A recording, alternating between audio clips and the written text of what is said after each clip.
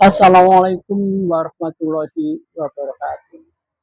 Jumpa lagi di Jendela Info analisis di balik teks jurnal PKSPD dengan tajuk Salman Al-Farisi bakal jadi Wakil Bupati Luki Hakim.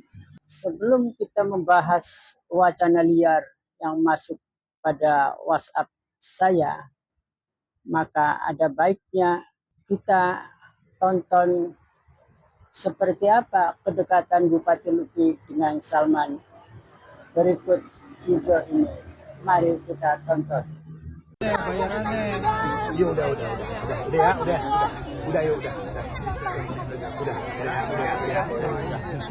rezekinya dari Pak Bupati udah dibayar semua ya udah ya sehat-sehat ya Bu ya sampai jatuh ini jangan jatuh ya iya udah mau pada pulang ya makasih ya Kak ya iya sama-sama udah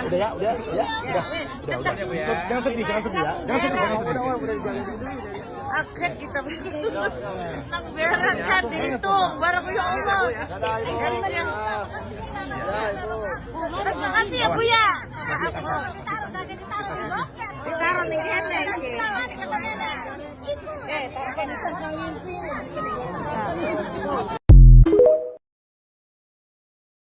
Setelah kita menonton bagaimana kedekatan Bupati dengan Salman Al-Farisi yang disebut-sebut oleh banyak orang sebagai staf khusus Bupati karena memang diterbitkan SK Bupati oleh Bupati Luki, padahal SK pengangkatan dengan Bupati telah melanggar peraturan perundang-undangan, yaitu Peraturan Presiden Nomor 140 Tahun 2025.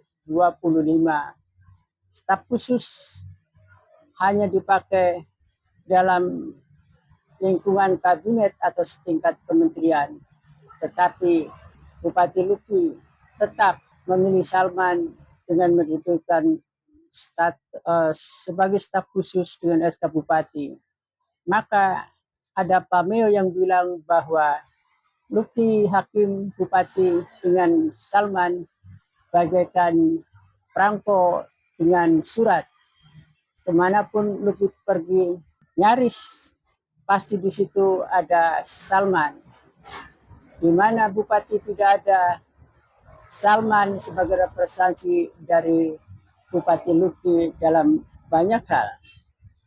Wacana liar yang masuk pada jaringan WhatsApp pribadi saya, pertama adalah soal Salman harus menjadi wakil bupati menggantikan Wabub Saifuddin yang kini statusnya menjadi tersangka meskipun belum dinonaktifkan dan belum menjadi amar putusan majelis hakim apakah bersalah atau tidak, atau putusan majelis hakim masih jauh dalam prosesnya sampai dengan inkrah.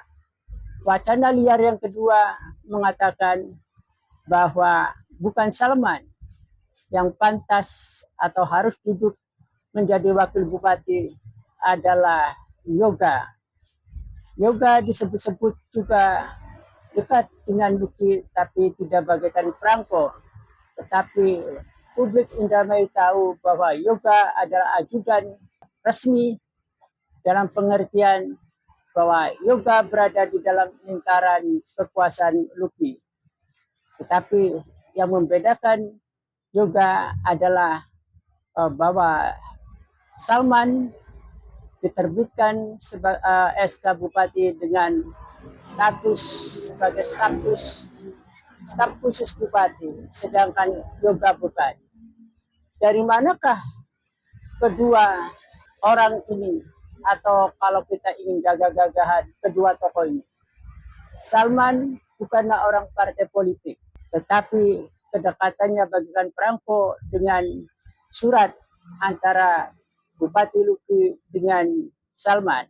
Kemudian Yoga merupakan kader Golkar yang pernah kompetisi di dalam pencalonan DPRD provinsi meskipun gagal pada periode 2024. 2029. Tetapi Salman dan Yoga berada dalam lingkaran pendopo yang menurut banyak suara yang rembes dari tembok pendopo, keduanya mempengaruhi kebijakan strategis yang dilakukan oleh Luki, meskipun Luki lebih memilih Salman nyaris dalam semua pertimbangan kebijakannya. Maka jika ada bupati, maka ada Salman, dan belum tentu ada Yoga. Jika bupati tidak hadir dalam forum-forum tertentu, Salman sebagai representasi bupati bisa menuding langsung kepala dinas, mengatur kepala dinas, menuding camat, dan lain-lain. Tetapi Yoga tidak memiliki otoritas seperti itu yang diberikan kepada Luki. Apa yang kemudian yang mendasari wacana liar itu? Adakah kemudian regulasi bahwa Salman bisa menjadi wakil bupati Luki atau Yoga bisa menjadi wakil bupati Luki? Ada peraturan perundang-undangan, yaitu kita berpijak pada Undang-Undang Nomor 10 Tahun 2016 tentang perubahan kedua Undang-Undang Nomor 1 Tahun 2015 tentang penetapan peraturan pengganti Undang-Undang Nomor 1 Tahun 2014 tentang pemilihan gubernur, bupati, dan wali kota. Itulah regulasinya. Kemudian pada Undang-Undang Nomor 10 Tahun 2016 pada pasal 174 dimungkinkan atau ada mekanisme. Pertama, mekanismenya harus melalui Dewan Perwakilan Rakyat Daerah dengan syarat masa jabatannya lebih dari 18 bulan. Artinya, kalau Wakil Bupati Saifuddin ditetapkan menjadi tersangka dan telah ditahan, maka dengan sendirinya dinonaktifkan, atau kemudian jika putusan majelis hakim jatuh pada 2016 sampai dengan inkrah, maka bupati atau wakil bupati masih bisa untuk menempati kursi kosong tersebut. Kemudian mekanismenya bagaimana? Di dalam pasal 174, mekanismenya adalah partai politik pengusung mengusulkan 2 nama calon kepada bupati, kemudian disampaikan kepada Dewan untuk memilih atau DPRD yang akan menentukan pilihan itu. 2 nama itu dalam wacana liar adalah Salman Al-Farisi dan Yoga. Tetapi mari kita bicara karena ini papan catur politik yang bukan matematik. Di negeri ini atau apalagi di negeri ada kadabra, kamus politik dan falsus politik tidak seperti apa yang kita pahami. Ada etika, ada idealisme, dan ada banyak hal untuk kepentingan publik. Di dalam kamus politik dan falsus politik di negeri ada kadabra ataupun di negeri ini tidak ada musuh yang abadi. Yang ada adalah musuh kepentingan yang abadi. Tidak ada pengkhianatan di dalam politik. Yang ada adalah pengkhianatan kepentingan di dalam politik. Tidak ada teman abadi kecuali teman kepentingan yang abadi. Tidak ada sesuatu yang abadi kecuali kepentingan. Itulah fakta di negeri ada kadabra.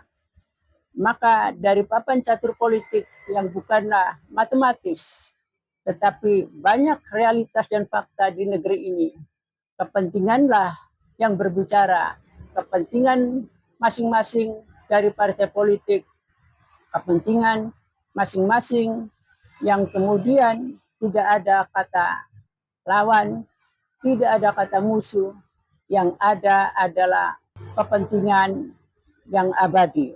Kalau kita melihat papan catur politik dari kedekatan, di dalam papan catur kuda bisa melangkah ke kiri dan ke kanan tanpa harus membuka bidak. Tetapi peluncur atau benteng atau yang disebut bom dan menteri baru bisa keluar, termasuk raja, setelah bidak atau pion itu membuka jalan. Di dalam politik, papan catur politik, apapun bisa. Apakah Salman bisa jadi wakil bupati? Bisa.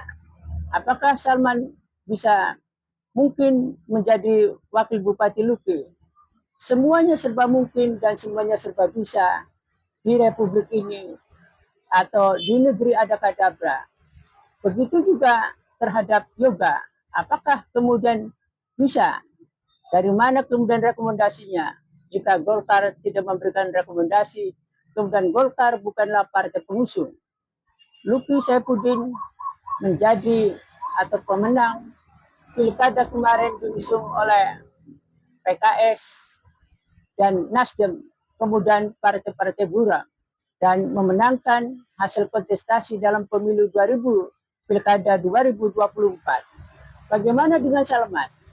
Salman bukanlah orang partai politik dan tidak terdaftar di partai politik menurut banyak orang.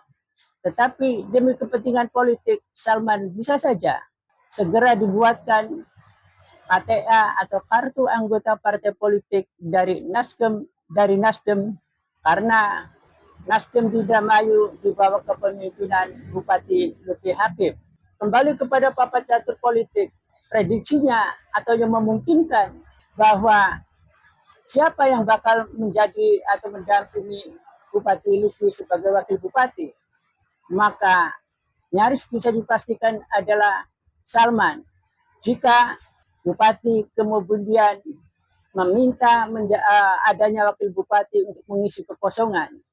Tetapi jika Luki belajar dari sejarah ketika dia mundur dari wakil bupati Nina atau didepak oleh Nina, maka Luki seperti halnya Bupati Nina tidak mau ada wakil bupati karena sendirian atau solo pun bisa memimpin pemerintah Kabupaten Indramayu meskipun amburadul, meskipun kemudian parwet.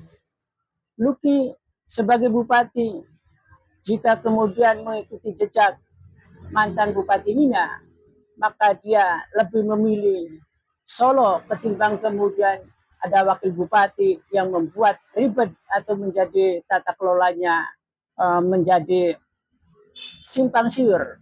Karena pada dasarnya secara de facto wakil bupati sebenarnya telah ada, yaitu Salman. Kemanapun Luki pergi, kemanapun Luki dalam acara-acara formal di pemerintahan atau dalam mengelola tata kelola, maka Salman berada di sampingnya.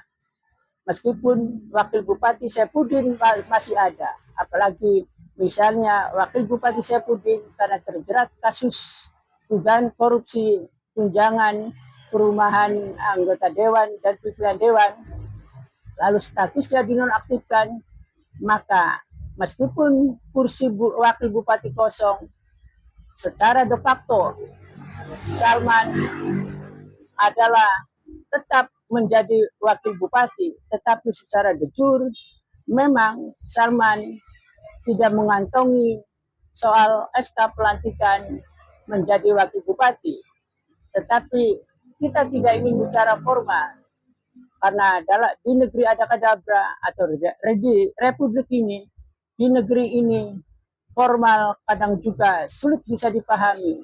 Tapi lebih baik kita melihat realitas dari segala konsekuensi, dari segala fakta yang ada. Sekali lagi saya ingin mengatakan, meskipun ada wakil bupati yang Saifuddin, pada dasarnya Saifuddin tidak difungsikan oleh Bupati Luki, bahkan kemudian merembes bocor bahwa hubungan antara bupati dengan wakil bupati, antara Bupati Luki dan wakil bupati Saifuddin tidak pernah harmonis. Seperti muncul matahari kembar yang masing-masing punya ambisi yang bukan lagi disebut ambisi, tapi ambisi politik, hasrat berkuasa untuk menjadi penguasa. Logika yang paling logis dan bisa diterima akal waras, kemungkinan Luki tetap akan memilih Solo dan tidak menginginkan diisinya kursi kekosongan wakil bupati. Karena secara de facto Salman Al-Farisi lah yang kemudian menjadi wakil bupati yang selalu mendampingi Luki kemanapun pergi. Pak Meo mengatakan Luki dengan Salman bagaikan perangko dengan surat, kemanapun surat pergi maka perangkonya menempel. Begitulah potret tata kelola pemerintahan di Kabupaten Indramayu. Jadi kita tidak perlu berharap banyak, atau mungkin masih ada yang berharap apakah wacana liar itu akan menjadi keniscayaan, atau apakah juga bisa kemudian mendepak Salman, ataukah Salman bisa menyingkirkan yoga meskipun dalam hitungan teori matematis secara sosial Luki pastilah memilih Salman dan itu tidak bisa dipisahkan. Terima kasih. Wassalamualaikum warahmatullahi wabarakatuh.